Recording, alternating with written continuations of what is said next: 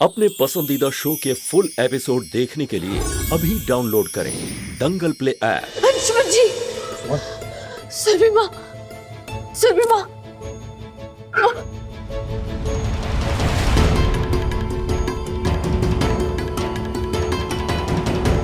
Thank God तुम्हें होश आ गया सर। सुरभि माँ, माँ को कुछ नहीं हुआ है, वो ठीक है। तुमने अपनी जान दांव पे लगाकर उनकी जान को बचाया सर। तुम आराम करो, मैं तुम्हारे लिए गर्म दूध लेकर आता हूँ।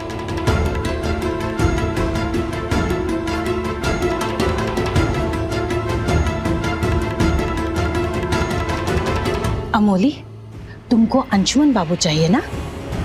और नंदन बाबू, आपको सुमन चाहिए? तो दोनों मिलके कोई और रास्ता ढूंढिए। ये माथा फोड़ने से कुछ नहीं होगा। ये बात इस जंगली को समझाओ ना, उसकी तो पल्ले ही नहीं पड़ रही है। और ये बात इसे अच्छी तरह से समझा दो, अगर सुमन के साथ कुछ भी गलत करने की कोशिश की ना, ये अभी मुझे जानती नहीं आज।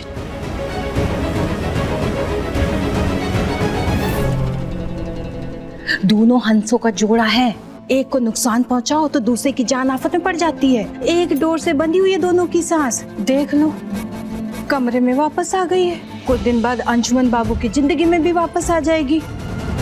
तुम ऐसे खड़े देखती रहना। ऐसा कैसे हो सकता है? हमें अपने रास्ते से हटाने के लिए अमोली इस हद तक गिर जाएगी, ऐसा हमने नहीं सोचा था। मगर हम सही समय पर आकर सुरभि माँ को आवाज नहीं देते तो नहीं, ये अमोली ने ठीक नहीं किया। हमारे जीते जी अमोली हमारे परिवार को नुकसान नहीं पहुंचा सकती। अब अमोली का खेल खत्म। आज अमोली को हमें जवाब देना ही पड़ेगा।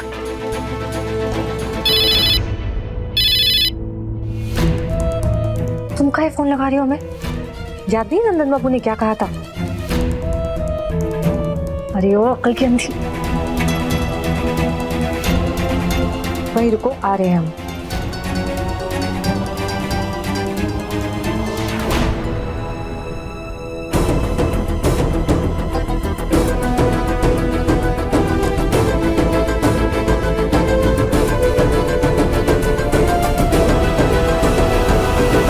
क्या हुआ? वापस काहे आ गई तुम? हाँ, नंदन ने पैसे दिए थे ना तुम्हें? पैसे तो दिए थे, लेकिन मुझे और पैसे चाहिए।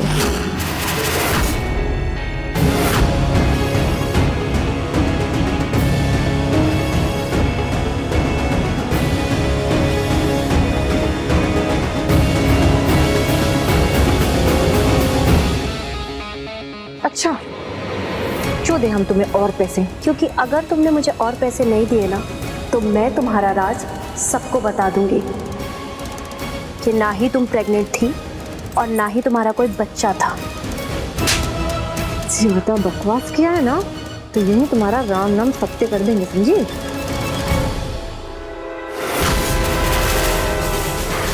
चलो निकलो यार। तुमको जितना पैसा चाहिए ना तुम्हें मिल जाएगा। कल हमें बाहर मिलो। चलो निकलो। हमारा अंदाजा बिल्कुल सही था। सही कहते हैं लोग, सच ज्यादा दिन छुप नहीं पाता। अब हमें हर हाल में इस लड़की को पकड़ना होगा, ताकि हम अंशुमन जी और पूरे परिवार के सामने इस अमोली का सच साबित कर सके।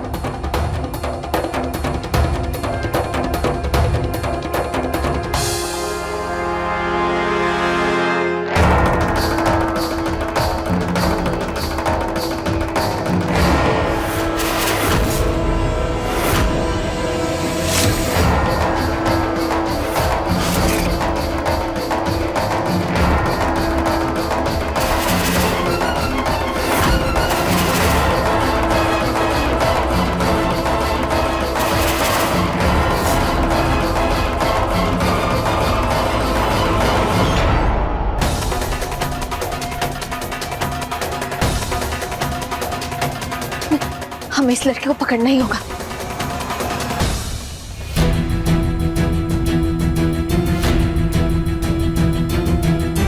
रुकिए, हमने कहा रुक जाइए, प्लीज रुक जाइए।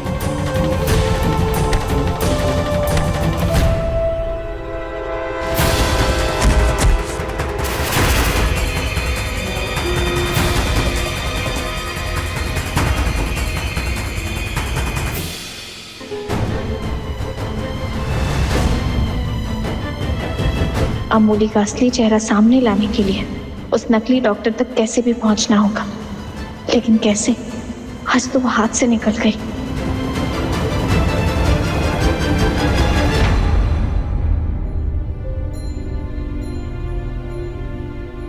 सुमन, कहाँ चली गई थी तुम? अभी बिना सबूत के अंशुमन जी को कुछ भी बताना अमूली पर इल्जाम लगाने जैसा होगा।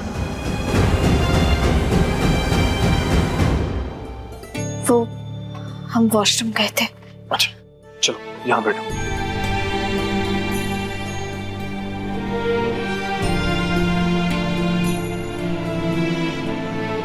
ये दूध पी लो।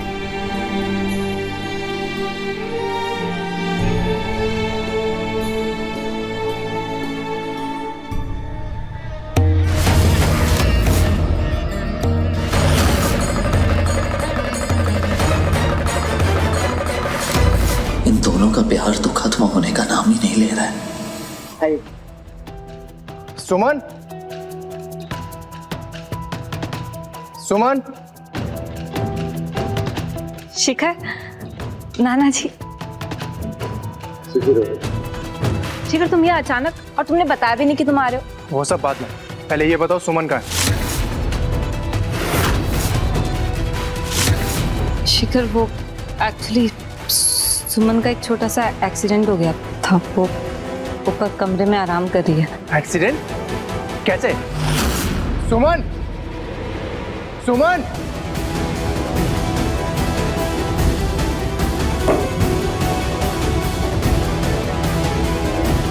अंशुमन जी, भाई, अगर भाई को इस सब के बारे में पता चल गया तो बहुत बड़ा अनर्थ हो जाएगा। भाई तो पूरे घर को अपने सर पर उठा लेंगे।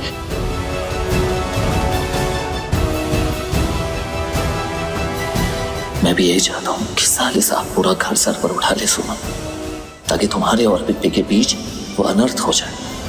तभी तो तुम्हारे भाई को बुलाया है। इतना सब कुछ हो गया और तुमने मुझे एक बार भी नहीं बताया। तुम्हें मेरे बारे में कुछ नहीं जानना, तुम्हें भी बस सुमन की फिक्र है।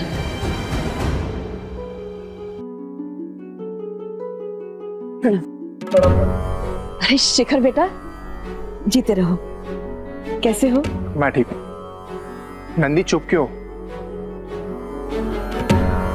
सुमन तकलीफ में और तुमने मुझे एक बार भी खबर नहीं दी। बेटा शिखर, ऐसी बात नहीं है। लगता है तुम्हें कोई गलतफहमी हो रही है। हाँ बेटा, सुमन को हमने हमेशा अपनी बेटी जैसा माना है और वो यहाँ ऐसी ही रहती है जैसे आरती और नंदिनी। कभी कोई भेद नहीं किया। मैंने आप सबके भरोसे सुमन को सौंपा है और मुझे तो ऐसा लग रहा है यहाँ इस घर में किसी को पड़ी ही नहीं है। ऐसी बात नहीं बेटा।